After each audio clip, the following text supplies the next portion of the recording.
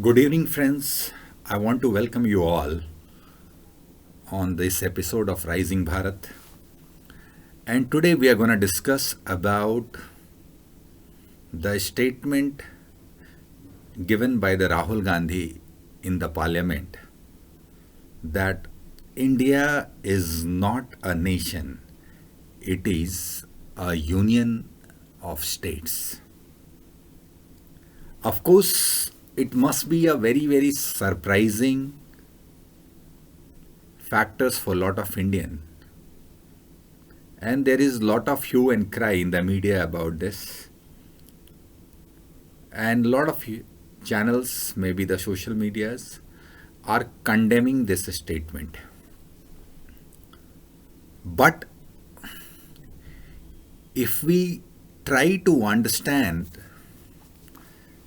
the Constitution of India, and in the earlier episode, I have mentioned that when I was talking about whether India has got an independence or it was a transfer of power. And categorically, if you look into the circumstances of our independence, you will come to know like our constitution is basically one of the extension or more or less like the foundation of our constitution has been taken from Indian Independence Act 1935. The most importantly, that's what exactly our constitution is made by the selected people, not by the elected people. And if Rahul Gandhi today says that India is not a nation, of course, the way Rahul Gandhi was corroborating that can be a suspicion, or maybe he has been tutored by somebody because he has not given a pragmatic aspect of it. But as he has said it, with the reference of constitution, yes, in our constitution, India is not, has been called as a nation. If we look into the whole structure, still we are called as a state. And when I was referring that it was a transfer of power, it means India is still the part of Commonwealth country, and that group is basically they are called as a states. So more or less like if as far as the nationhood is concerned, it's entirely another side shows the mentality of the Congress, how they accepted the transfer of power. But as Rahul Gandhi was corroborating with the reference of constitution that India is a union of state, therefore India cannot be run by a king. There will be always a negotiation with the states, the communication with the states, dialogues with the state. But Rahul Gandhi has forgotten that what was the result of those dialogues. The Congress did those dialogues in 1947. And what is the result? We got India divided into a two country, and today it is a three country. Rahul Gandhi has talked about the sacrifice of his great grandfather. But one thing is that the Rahul Gandhi did not mention that those dialogues has costed the division of India, and during the partition, the 30 lakh people have died in that transition. The Rahul Gandhi talks about negotiation. Now you can see the negotiation as a result. Last 70 years we have been trying to negotiate with the Pakistan. In the Congress government they try to negotiate. What is the result today? Thousands of Indian soldiers have died, and now we have a permanent enemy. The Rahul Gandhi talks about negotiation and the communication, what kind of communication he did with China, what kind of communication or negotiation he did with China, what kind of negotiation and communication his great grandfather did with China, that we have almost around more than 30,000 square kilometers of land has gone to China. If you look into that perspective, the kind of references Rahul Gandhi was taking, the state cannot be ruled by a nation, state cannot be ruled by a nationalist, state cannot be ruled by the stick. The question come up whether, if there is not a common law among the country, then do you think this union of state can survive? If there is not a common law of binding among the state, do you think India as a nation can survive? By giving this statement of negotiating with the various state, it means somewhere in the back room there is a planning, and which can be a significance of some distractions.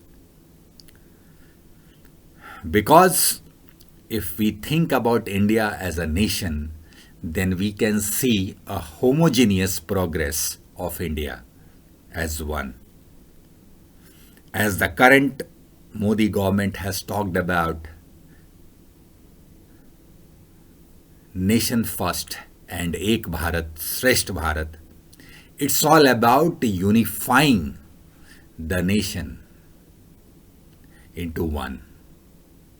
In the last 70 years of regime of Congress, if you look into, or maybe categorically 65 years, if we leave it to the government of Vajpayee,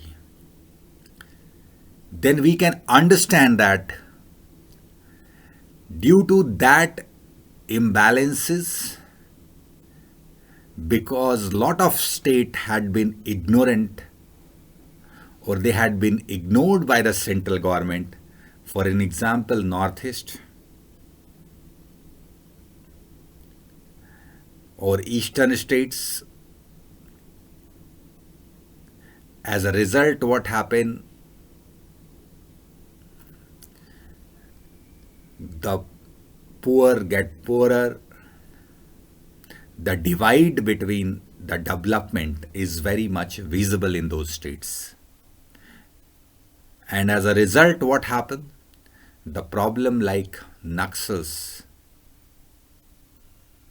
has arisen. So therefore, the kind of negotiation which the Rahul Gandhi is talking about, you can see in the last 65 years, the Congress government did not reach to any negotiation in Jammu and Kashmir. As a result, what happened? In the matter of development, it became backward and more backward. The benefits has reached to few of the elite politicians only. And on the other hand, the whole demography has been compromised, and at one day, the thousands of Hindus has to leave their state. If we talk about Northeast, the similar situation. The question is that nation cannot be built on the compromises. Because I want to quote here the statement of Subhash Chandra Bose when he once said that Congress is getting into a situation of compromise. And I am afraid that one day, if they keep on compromising, they may take such a decision for that a whole country have to pay the heavy prices. Therefore, Again, coming back to the statement of Rahul Gandhi, the way our constitution has been formed, and if we take in the reference of constitution, he is correct by saying that India in our constitution has not been addressed as a nation. It is the union of state. But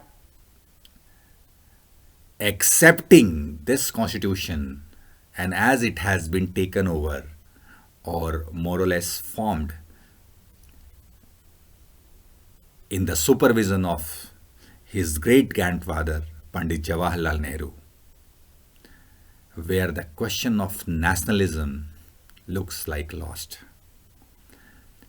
And therefore, when we are talking about building a nation, because until a nation is not built up, until the nation cannot have a homogeneous progress, we cannot be considered as one of the developed nation of the world. So therefore, the homogeneous development, as we tell about Sabka Saath Sabka Vikas, is only possible when the development goes to the every corner of the country, and when we have a common platform, common law for country around. So therefore, it somewhere, sometime it is required to bring certain laws for the benefit and the welfare of the nation as complete. And those laws has to be binding on every states. Otherwise, if we keep on negotiating with each and every state, then we will, as the history itself says, that we will never reach to a situation where we can make India as a developed nation and India as one of the most powerful nation of the world. If you like my video, please share and subscribe. Thank you very much.